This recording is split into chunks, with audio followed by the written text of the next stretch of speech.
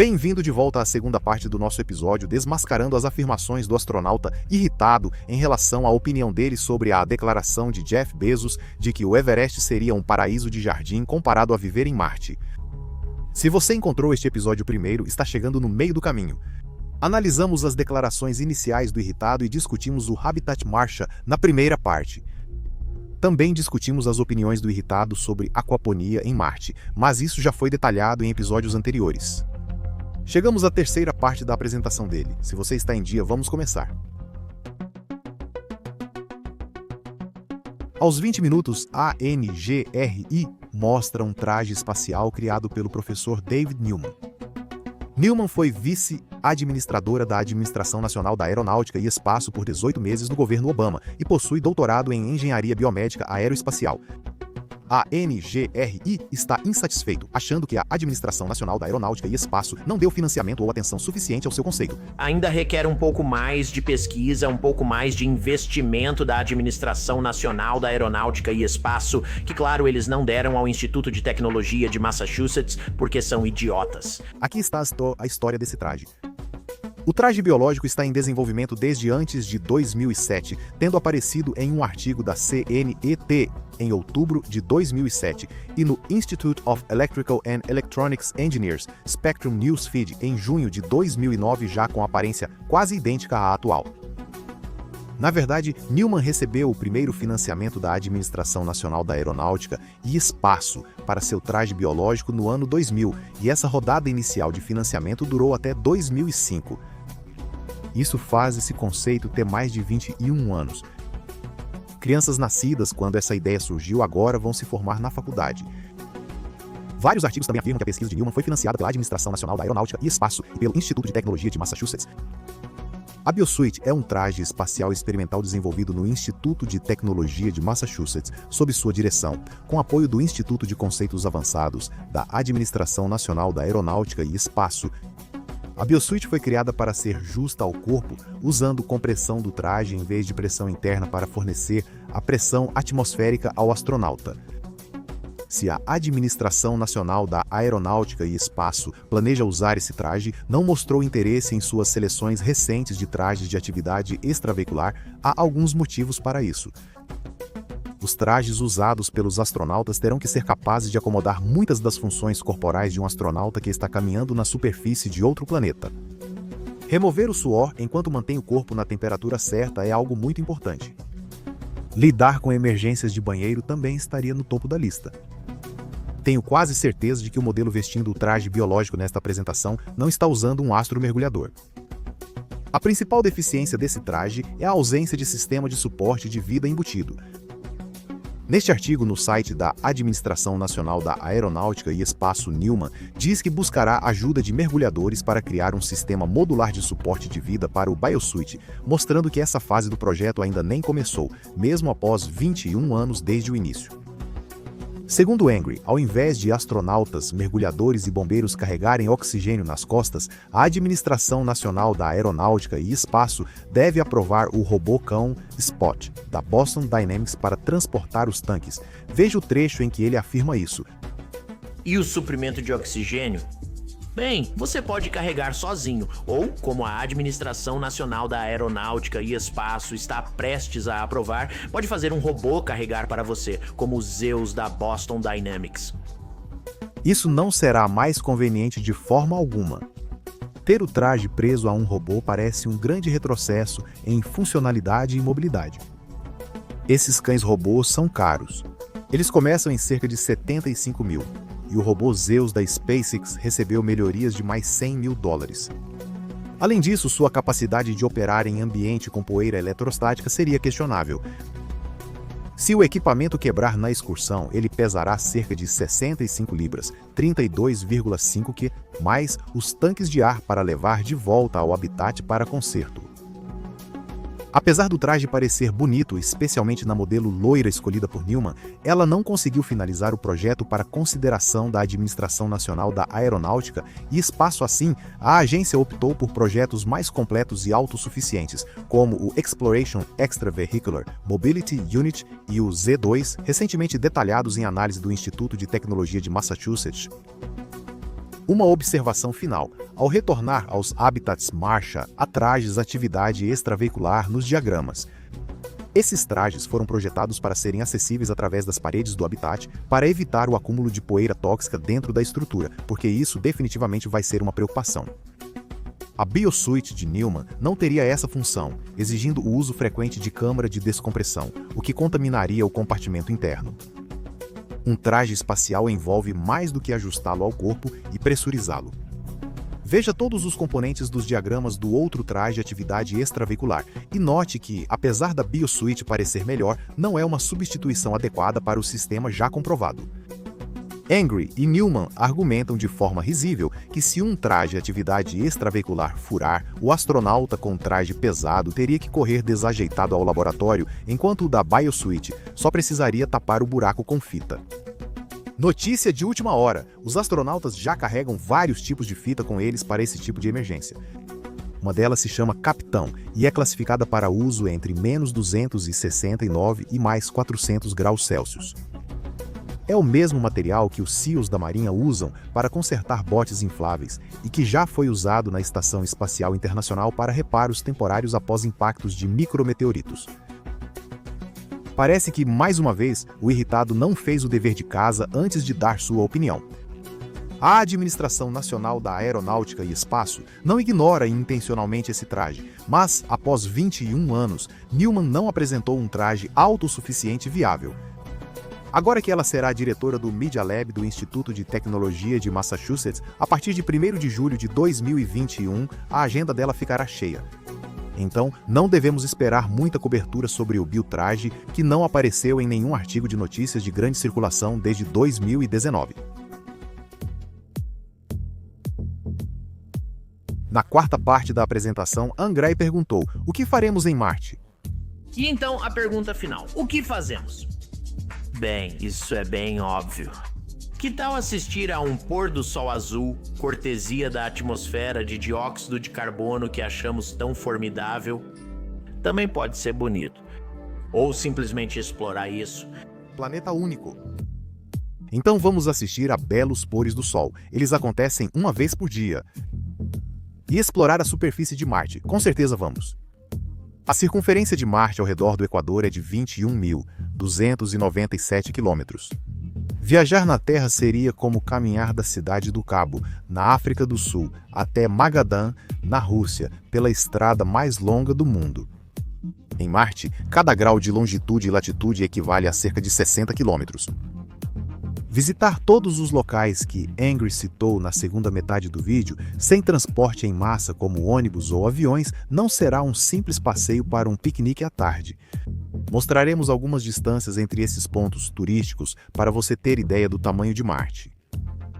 Veja neste mapa as distâncias de viagem até locais inacessíveis em Marte a partir de um ponto central. Esse é o ponto de latitude 0 e longitude 0, e todas as informações serão retiradas do Google Marte. Medindo a partir do ponto 0, Hydrotis Caos está a cerca de 2.125 km de distância, uma caminhada tranquila. Valles Marineris, onde Angry acha que as primeiras cidades deveriam ser construídas em Marte, está a cerca de 3.650 km de distância. A calota de gelo do norte, que Angry deseja sobrevoar de balão, está a 5.300 km de distância, assim como o Polo Sul. Mart Valles está a 1.665 km de distância. Cratera Becquerel, cerca de 1.400. Cassi Valles está a 4.165 km. Cratera Rabi, 3.350. Rebes Casma, 4.560 km. Olympus Mons, 8.115 km, quase igual a uma viagem de ida e volta entre Los Angeles e Nova Jersey. Prometiplano, ao sul, está a 7.180 km, Cratera Gala fica a 3.575 km e Ionity Chaos é o mais próximo, a 1.065 km. Agora, se você está curioso sobre onde já pousamos em Marte até hoje e onde realmente temos dados coletados no solo, aqui estão as localizações dos robôs da Administração Nacional da Aeronáutica e Espaço. Em 1996, Pathfinder e Sojourner pousaram em Ares Vallis. Em janeiro de 2004, Spirit pousou na cratera Gusev e, 3 semanas depois, Opportunity aterrissou em Meridiani Planum, no lado oposto do planeta. E só este ano, Perseverança levou o helicóptero Ingenuidade até a cratera G0. Todos esses locais ficam até 20 graus do equador marciano, mas ainda assim achamos que já sabemos tudo sobre os polos. É claro que quase ninguém fará passeios de um dia para essas regiões. E voar de balão sobre a calota de gelo do norte, como sugeriu Angry, boa sorte, seriam necessários 11.000 quilômetros de alcance. Se você não vai visitar esses locais, o que vai olhar? O Angry considera o Valles Marineris o lugar perfeito para acampar.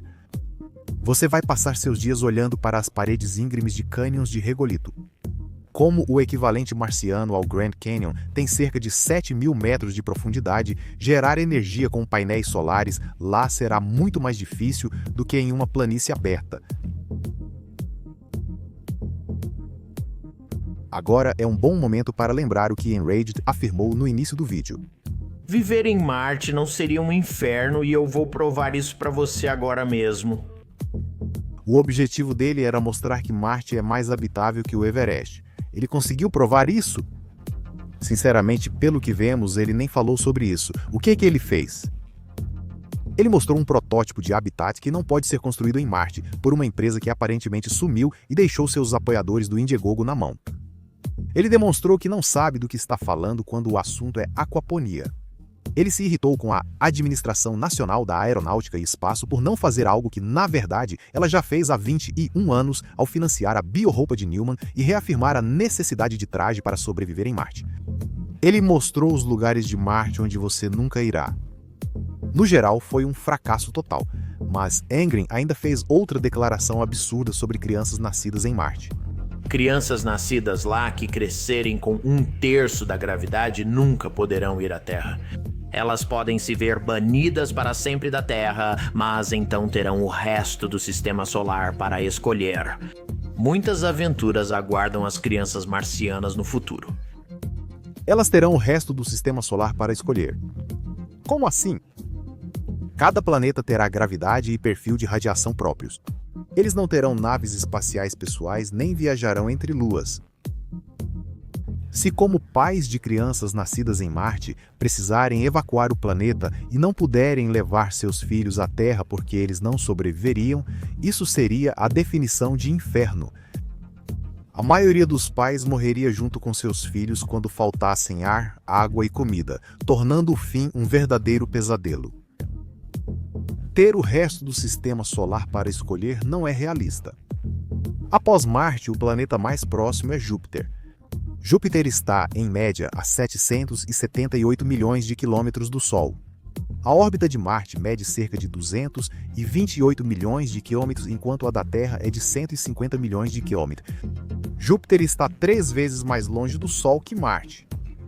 Da Terra a Júpiter é 10 vezes mais longe que até Marte. Isso supondo que os planetas estejam em uma proximidade razoável um do outro, com uma órbita de transferência adequada. Júpiter possuía 79 luas e 26 delas ainda não tinham nome. As 4 maiores luas próximas do gigante gasoso, chamadas Galileanas, são Io, Europa, Ganimedes e Calisto. Astrônomos já imaginaram explorar e colonizar essas luas. Calisto é a preferida, com só 12 vezes a radiação da Terra, enquanto as outras 3 luas estão no campo de radiação extrema de Júpiter. Io é tão atingida por esses cinturões de radiação que perde 1 tonelada de material para o espaço a cada segundo. É seguro dizer que Io não será um destino de férias tão cedo. Se nenhum candidato à colonização servir, a próxima opção serão as 83 luas de Saturno como Encélado e Titã. Mas elas estão a 700 milhões de quilômetros de Júpiter, orbitando o Sol a cerca de 1,4 bilhão de quilômetros.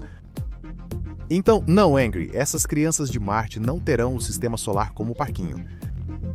Sugerir isso como consolo por não poderem ir ou voltar à Terra com os pais é tão ingênuo que chega a ser perturbador. E voltando, quem disse que humanos podem procriar em Marte? Esse tema fica para outra ocasião. Agora já terminamos praticamente com as afirmações feitas por Angry, então vamos falar de forma bem geral aqui. Não importa quem esteja sugerindo, não importa quem esteja prometendo. Toda solução de habitação, cultivo, produção de propelente, geração de energia, equipamento de proteção individual e estrutura social das colônias marcianas deve ser testada antes na Terra. Se não conseguirem pousar na Antártica ou Everest, construir habitats, gerar energia e cultivar comida por 3 anos sem ajuda, não conseguirão fazer isso em Marte, simples assim. Everest e Antártica têm ar, gelo e gravidade sendo mais quentes que Marte. A Antártica terá luz do dia sazonal parecida com os polos de Marte, onde há gelo de água, pois Marte possui estações devido à inclinação do planeta. Em Marte, as estações duram mais que o dobro. A Biosfera 2, já mencionada, isolou 8 pessoas em um jardim de 3 acres, o mais perfeito que engenheiros criaram no início dos anos 90. E essas pessoas estavam prontas para se matar quando finalmente foram liberadas, porque estavam morrendo de fome. Esses experimentos devem ser feitos na Terra, tanto pela engenharia quanto pela saúde mental, antes de levá-los a outro planeta. Depois que aperfeiçoarem seus procedimentos e paradigmas na Terra, eles podem enviá-los para a Lua e ver como funcionam lá, onde a radiação vai ter um papel muito maior em como as pessoas e os equipamentos conseguem lidar com isso. Então, quando essas pessoas na Lua conseguirem provar autossuficiência, as agências podem começar a pensar em enviar pequenos grupos de excursão para Marte com planos para o retorno seguro deles. Se os arquitetos não tiverem plano para a sobrevivência dos astronautas, podem ocupar o lugar deles e morrer. Quem acha que podemos ir da situação atual sem conseguir pousar na Lua para planejar cidades autossustentáveis em Marte está se iludindo e iludindo outros com uma fantasia. Muitas pessoas, veículos de notícias e canais do YouTube lucram com essas fantasias, alimentando essa narrativa. Essa onda de exageros criou um ciclo de pensamento sem sentido, que não ajuda ninguém nem nos aproxima desses objetivos. Se uma equipe tivesse criado um roteiro detalhado para levar humanos com segurança a Marte, provavelmente seria apoiado por quem se interessa por exploração espacial. Obrigado por assistir ao Cético do Bom Senso. Não esperávamos que fosse tão longo, mas ao pesquisar nunca se sabe o que encontra. Um agradecimento especial nessa semana vai para nossos mais novos apoiadores no Patreon: Olga Kruglova, Rafe, Chase Malachek, Thomas Hump, Gustavo Puma, JB Philip Barchat e Felipe Simpson. Saúdo especialmente as 5.000 pessoas que se juntaram ao nosso canal nas últimas 2 semanas. Nossos números estão crescendo constantemente à medida que nos aproximamos do nosso primeiro aniversário em 1º de julho, e seria realmente incrível se conseguíssemos chegar a 20.000 nas próximas 5 semanas. Para ajudar-o a alcançar essa meta, inscreva-se, curta, compartilhe e ative o sininho para saber quando o Cético do Senso Comum voltar.